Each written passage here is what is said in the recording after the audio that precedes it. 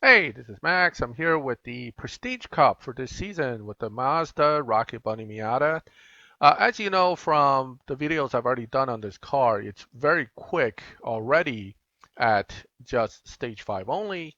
And because of that, it is now known that with the right shifts and a little bit of uh, cooperation from your device, you may be able to get your time under what is required for the final challenge, which is somewhere around 9.35. So let's go ahead and tackle this Prestige Cup and practice trying to get as best a time as possible while getting through. There are always a few speed traps and sprints as well mixed in with every PC Cup. And in this case, this car does well in both. As you can see, my first run right here is a 9.337, which pretty much means I'm going to get under that 9.5 requirement. This is a full stage 5, full fusion. So really all you're doing now is basically making sure you're shifting properly. All right. So here we go. Let's take that run again. You want to get a perfect launch. Get out of first immediately, and then basically it's all deep good to early perfect shifts, nitrous in fourth, and you should have a good run. Um, and it's pretty easy to duplicate that with this car. This is not a hard car to drive under 9.5, even though your dyno is going to be a bit higher than that. Speaking of the dyno, you're probably going to want to know what my setup is. As I told you, it's stage 5 only. I am running 4.1 duration, about 97 horsepower on the nitrous. This particular car is set up with a 3.02 final drive, which isn't necessarily the optimal final drive as far as the highest EVO points, but it's very close, and 0 to 100 tire.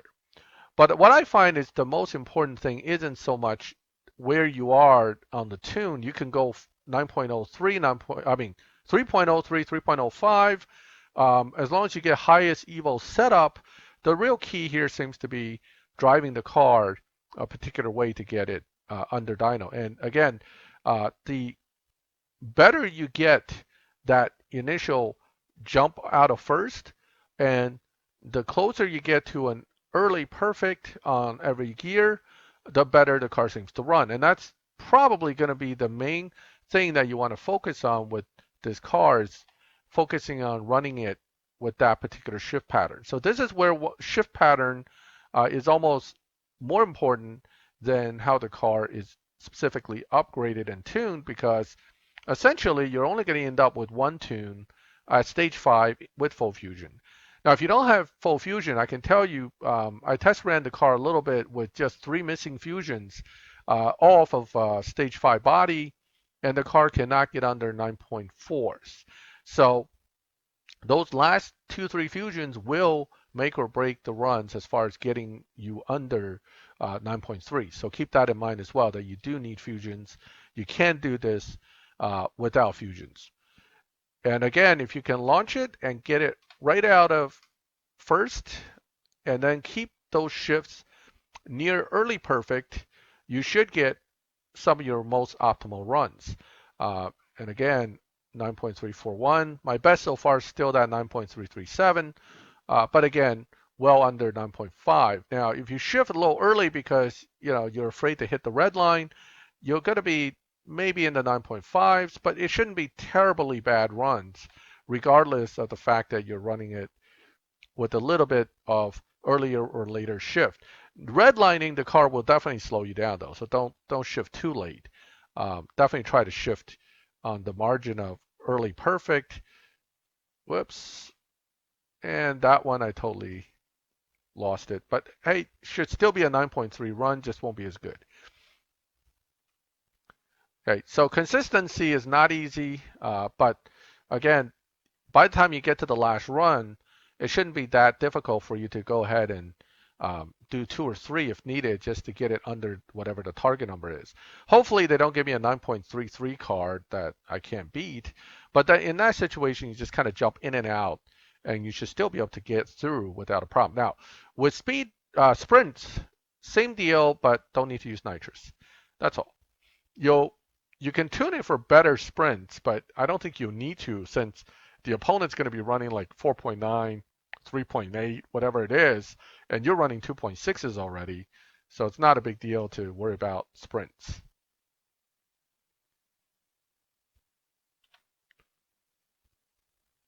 Okay, moving on. Again, we're going to focus on getting the best time just out of practice. Okay, so all early shifts, slightly early perfect or very deep late good. If you can get it dead on that early perfect, of course, it probably would be best. But still, it's keeping me under that 9.35 mark easily. Okay, so race 10 looks like race 11. I'm going to have to add some gas, and then we'll come back towards the later half of the races to finish up. Being that it's really just not that many races, it's not terrible to get through this cup. And the good news again is this car is fast enough at stage 5 only to get you all the way through. Um, Now that you've seen that, you also know this car beats dyno a little bit, but I have to tell you, pretty much most tier 2 cars beats dyno a little bit. So the main advantage of this car, if you were to place it into a live racing situation, would be the fact that it has very high evo. Low performance point, high evo setups will always seem to lobby better against similar dyno cars because you're running lower PP points. I guess the computer gives you a little bit of a favorable setting when you're matchmaking with people in live. So I've heard a lot about this car being successful in live. I haven't tried it too much, but obviously having that little margin of dyno beating, which is already there for pretty much everybody, and then you adding in the advantage from matchmaking, you should be able to win a lot of your live races. But is this like the ultimate live race car? I don't know. I'm not sure. Certainly, the lobby bracket that you'll be in a 9.5 range, you'll mostly not see cars running any better than 9.3. So you're at the advantageous end of your lobby as well because your dyno is really like a 9.4 somewhere 9.5 and you're running 9.4 9.34 9.33, so you'll have that advantage, but don't assume other T2 cars cannot match that. But again, on the faster end of T2, which is the 9-second to 8.5s, really, you're not going to face a lot of T2 cars that are not more upgraded than you. And therefore, you'll still have the lobby advantage. The other thing is you're going to be facing T3 cars that may be less upgraded and therefore not as optimally set up and therefore also easy to beat in live. So again, this could be a very good live racer, and at some point I'm going to try to confirm it. But right now I'm just trying to get through good old PC Cup, get my points for the day, and making sure I'm meeting crew minimums. Let's add some gas.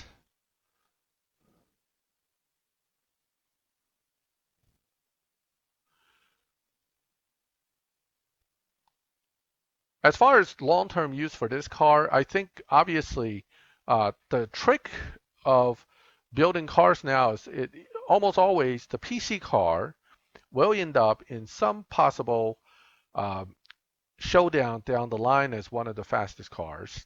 It's always possible. The showdown being aside, this car, because it is now one of the top T2s, period, should be built and should be maxed, if possible, using keys for your future use. Because let's say Tempest 4 comes around and it's going to be nothing but relay races and similar challenges to what we have now, and they're going to raise the bar on difficulty. You're going to want some of the top cars in every tier to be your primary choices for Tempest 4 if and when it comes around. As we know, Tempest 3 this car will destroy because it can actually beat Tempest 3 without any stage 6s. And if you have any questions about how to get that, done, just go to my other video, which shows all the setting and tunes that I use to beat Tempest 3 challenges. So moving right along here, I'm about halfway through. Very easy so far. No challenge that is anything but, um, I guess, easy at the moment. I may see one or two challenging ones down near the end, and theoretically, the final run will be a extreme challenge. But knowing how much we can beat Dino, extreme is a relative term. Okay, it'll be close, but it wouldn't necessarily be extreme. All right, so I didn't run as well that time. So again, a little bit of difference in shift, little bit difference in launch point, how quick you go into second, could knock off a few hundreds in either direction, and it can make or break your ultimate run on the end.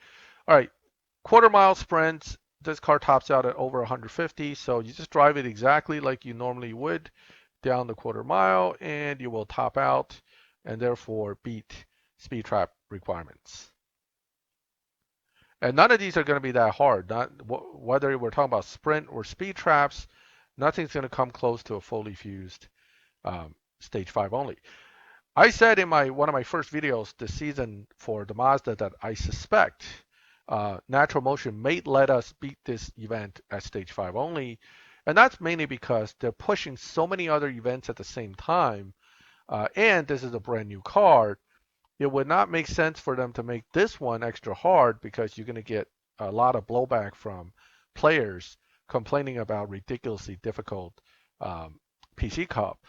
Where they're going to make their money and where they're looking to make their money is on the Fast and Furious event.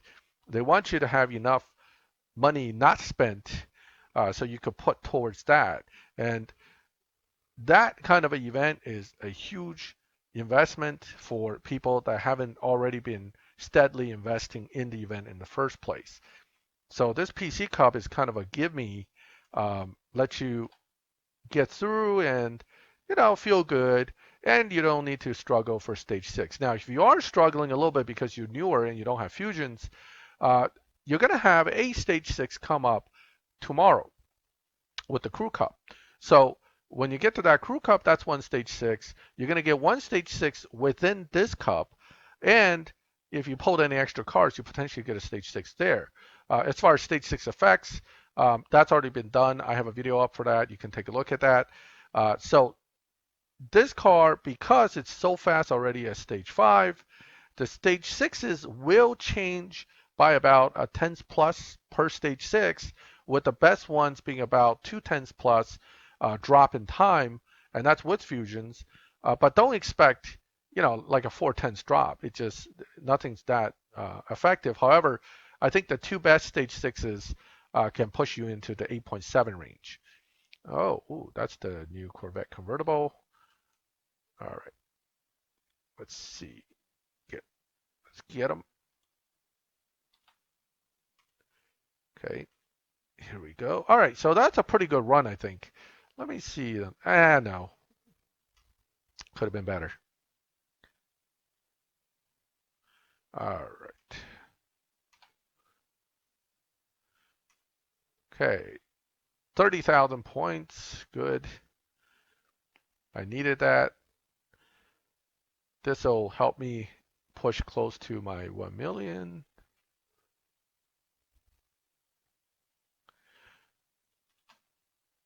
Here we go.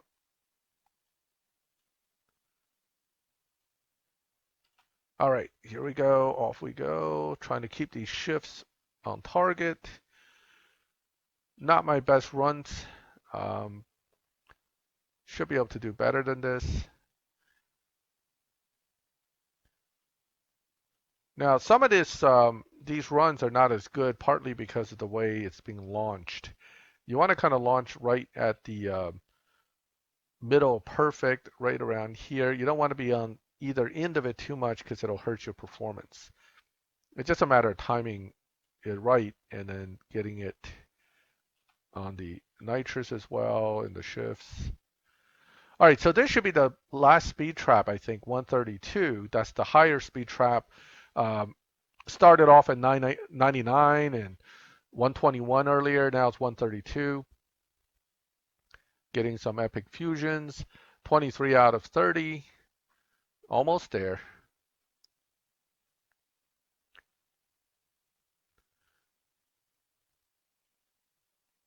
Okay. So at some point I'm going to get a stage 6. I believe that's race 27 usually, or 26. We'll figure it out when we get there. All right, so now I'm not getting that 9.3433 runs because I'm kind of sloppy with the launch and shifts. Let me see if I can tighten it up a little bit. Don't want to get tired and get sloppy. This happens in Showdown too.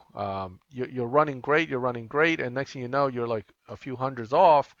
It usually is just getting tired and not shifting the car properly. This is going to be a bad run. I launched off of perfect, not on perfect, and then one of the shifts already late.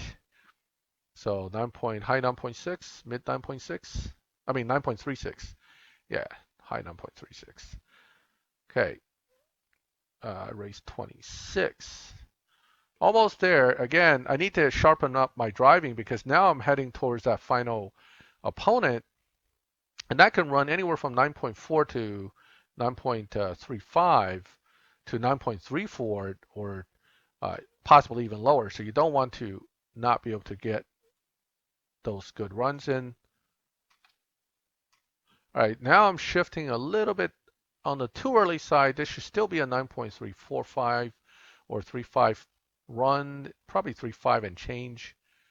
Yeah, 358. Need to get a little tighter on that early perfect.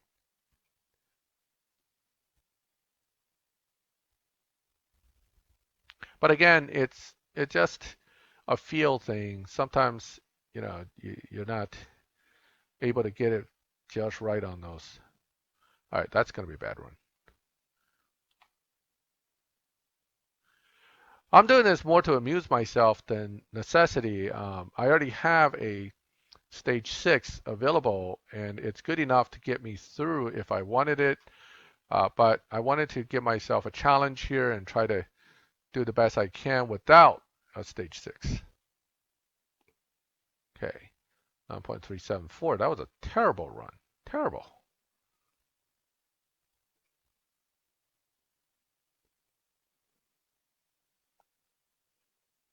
Okay, all right, here we go. Concentrate, Max, concentrate. A little early, right on time, right on time. Slightly early. Still should be okay run, but not great. You'd be amazed how a little bit of difference in the shift can really make or break your run. All right, race 28 is where I should get a stage 6. Let's hope it's not a duplicate. What I have right now is a stage 6 body. Please don't give me a stage 6 body. Although I'm not that particularly interested in stage 6 intake either. Nitrous would be nice. Or trans, or tire. Any one of the four. Nitrous body, trans tire, any one of the four would be great. Except for body, since I already have body. Come on, body. Of course, duplicate. All right. And it's a duplicate. So now I have two stage 6 bodies and nothing else. Which means I'll look at tomorrow's, hopefully not another body, stage 6, and then that'll be it for free stage 6s until you start to pull keys. So I guess the next step would be to start pulling keys. The good thing about a T2 car is the keys are pretty low overall compared to, say, a T5 car in amount to pull one crate, but you don't get that many shots at getting fusions per crate. There we go, 9.338, but I did it on the wrong race. I should have done it on the next race. So that's going to be the last two shots here until I have to add gas. If I can get it done without adding gas, it'll be great. So I'm going to try. But 9.338, ooh, that looks like a fast car, but it doesn't matter. 9.338 should allow me to get this. But again, It's, whoops, shift delayed. That's going to hurt me. That's really going to hurt me. Come on, get past him. Get past him. Get past him. Yes. Got it done. One shot. Don't need that gas. And when I jump back to lobby, I'm probably going to get the gas videos popping up. So it works out perfectly because I'm right there down the last two gas pips, 9.335. That was the best run I did all event. And let's go back and take a look at that tune, unless gas videos pop up, in which case, I'm sorry. To save myself some gold, I'm going to watch those gas videos, and we'll just have to look at the tune verbally, because I'm just going to tell you the tune. Yeah, I'm watching videos. So I'm going to tell you the tune. The tune is, again, 4.1 at the nitrous, 3.0 to final drive, 0-100 tire. I'm watching some cheesy videos, so I'm going to call it here. Hey, any questions, ask in the comments. If you like the video, please leave a like. And if you like my videos, please subscribe to the channel so you get notifications. And as always, thank you for watching my videos. I'll catch you next time.